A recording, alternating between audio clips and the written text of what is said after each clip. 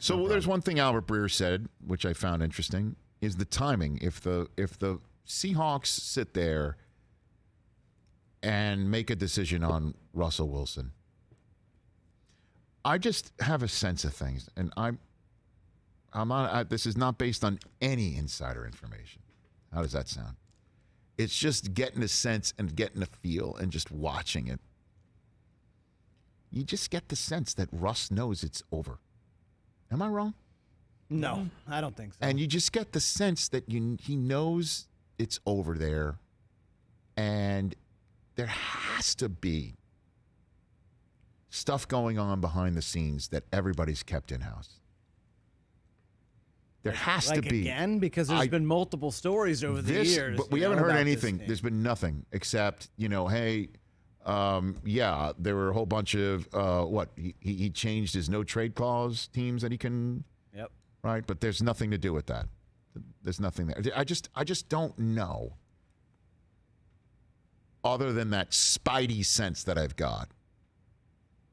And if that is the case, then it would behoove the Seahawks to act quickly. Go fast.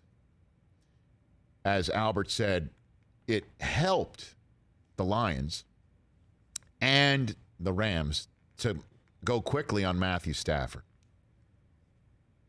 It sets the market. You don't have the market set anything for you, right? I would do it real fast as well, because you never know how much of a glut there could be on this quarterback market. And I know Russell is very good, and you are getting an A++ person and quarterback. What if Rodgers comes out there? What if Deshaun Watson settles his cases? What if all of that happens? I would say those are likely. Okay, right? and then what? Right? Then what? You got to go, and you got to do it, and then you got to set things up for yourself for the rest of the new league year. I think you got to go fast. I mean, if you're the Giants, you have 2 picks in the top 6. Trade those for Russell Wilson? Both of them? Yeah, why not? For Russell Wilson? For maybe 8 more years of that guy? With 2 years of contractual control. With a healthy Saquon Barkley and a healthy Kenny Galladay. And when have they been healthy, though? True. That's a lot to Great give question. Up. That's a lot to give up. I don't know if you give up both. You give up one this year and you hold another one in your back pocket. And I'd rather give up one this year and one the next. Okay. If it's 2, I don't want to give up both. So the Bears pick and yours next year or something? The Bears pick, because that's going to be the one that's higher. Yeah.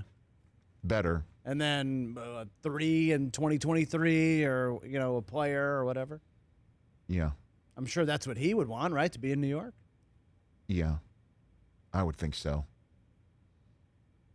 And I think you could do it. You set the market, you go, and you just cut it out. And then you figure out what to do with the I mean, Pete Carroll has not forgotten how to coach football. No, it just went south this year. It happened. It happens. And as Don, our caller, pointed out, he's 70. He seems to be bouncing around more than Russ, doesn't it? To you?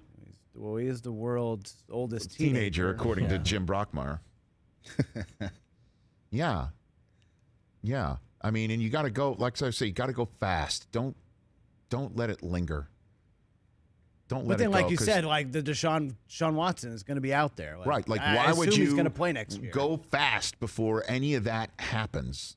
Go fast while Aaron Rodgers is still in the playoffs. Go. Do it.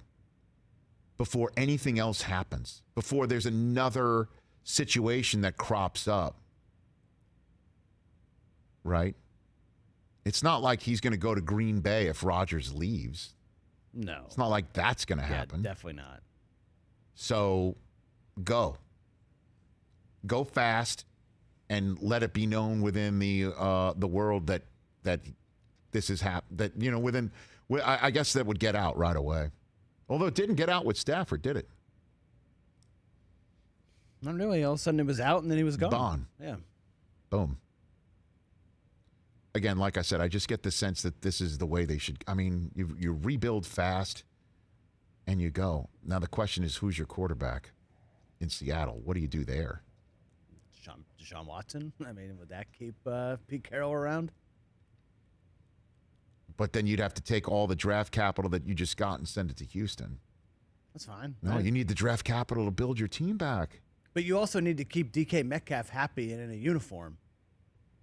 Because he doesn't look happy either. Tyler Lockett's going to be there. I know Albert's like, give me a name of a guy that's going to be there 5 years from now. That's Lockett young. just signed a big extension. Yeah, so. He'd have mentioned Lockett. I think he would, given a second chance. Yeah.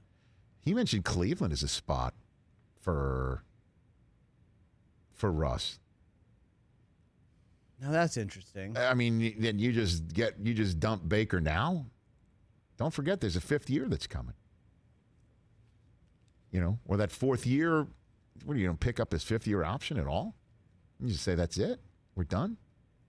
Seattle could take. I mean, they could just do a swap and Baker throw in some Seattle picks in there. Baker in Seattle, where he goes and he has his Drew Brees type run. Yeah, there you go. That's not bad. Would Seahawks fans be on that? That's not bad. What do you think? Baker with Pete? What do you think of that one? I mean, it doesn't matter as long as they win. They'll be. It matters. You got to make these decisions. These are important decisions here. I don't think Pete is done coaching by any stretch. Remember, I brought up his age to him, and I don't think he was very happy about that at all. No, I don't think so. When but I it might talked not about be up that, to it's like, Pete. what are you It might talking not be about? up to Did he Pete. say, what are you talking about? You trying to get me out? He's not done. But if Russ wants out and DK wants out, it may not be up to Pete. Like John Schneider might you keep assuming DK wants out. His body language looks pretty bad. Well, because he doesn't get the freaking football. Yeah, well, go to somewhere else where he might. Well, he did last year. Something it was one of the greatest seasons I think last you're year. right. You're on to something with, like, there might be stuff brewing behind the scenes that hasn't come out yet. Something's going on up there, right? It doesn't look right. And it's not just losing. Like, there's something going on. 5-9. They're 5-9. When was the last time they're 5-9? It's been a while. They finished 7-9 the year that they were a losing record. They'll be lucky to have 7 wins. That was the Beastquake year, right? 7-9? No, it was the year before that.